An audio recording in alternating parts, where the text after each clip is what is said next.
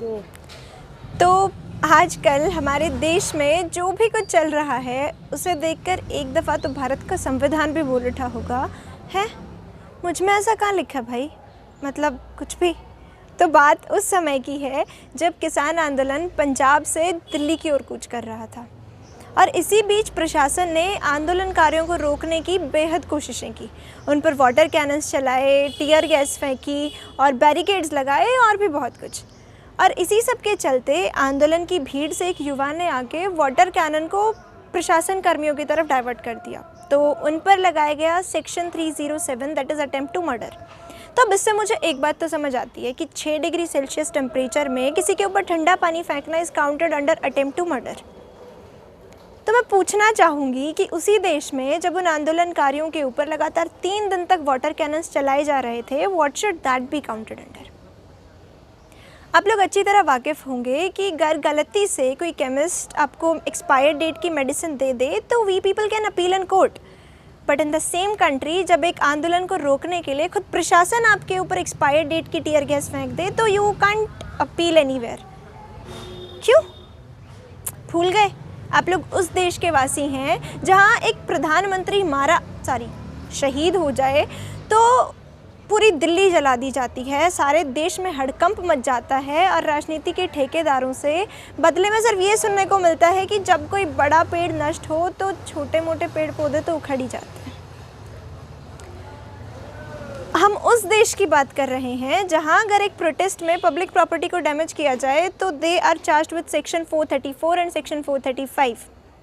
But in the same country जब एक आंदोलन को रोकने के लिए खुद प्रशासन हाईवे तोड़ दे तो what should that be counted under, जिसमें आप और हम बेहद अच्छी तरीके से जानते हैं कि वो हाईवे, वो पब्लिक प्रॉपर्टी आपके और हमारे दिए गए टैक्स से बनी है।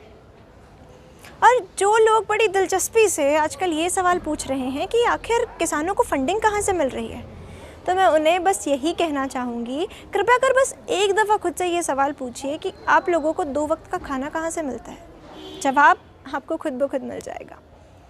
रहबर आज़म चौधरी छोटू राम ने एक दफ़ा लॉर्ड वेवल को धमकाते हुए भरी असेंबली में ये कहा था कि अगर मुझे मेरी फसल 4 रुपये क्विंटल के हिसाब से बेचनी पड़ी तो मैं खड़ी फसल में आग लगा दूंगा, लेकिन इस कीमत पर अपनी उपज नहीं बेचूंगा। और उसके बाद जो हुआ वो इतिहास है।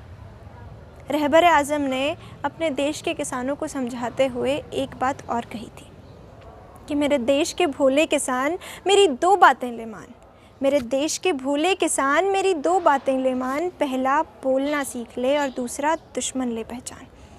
इस बात में कोई दोहराए नहीं है कि इस देश के किसान को 70 साल से भी ज़्यादा का समय लग गया ये समझने में कि उसे खुद के लिए बोलना पड़ेगा, उसे खुद के लिए खड़ा होना पड़ेगा।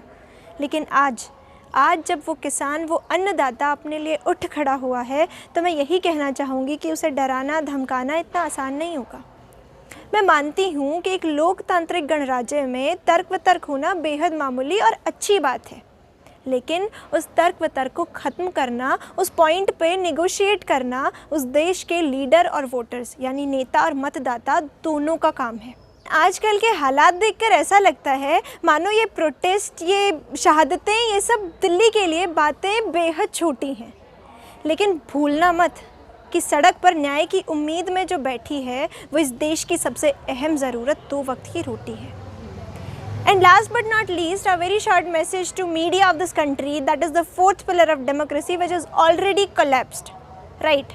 You know what? Farmers eating pesticide was never an issue for you people, but farmers eating pizza is. Wow, what a diplomacy. All right, keep it up. So guys, that's the end of the video. Jai Jawan, Jai Kisan.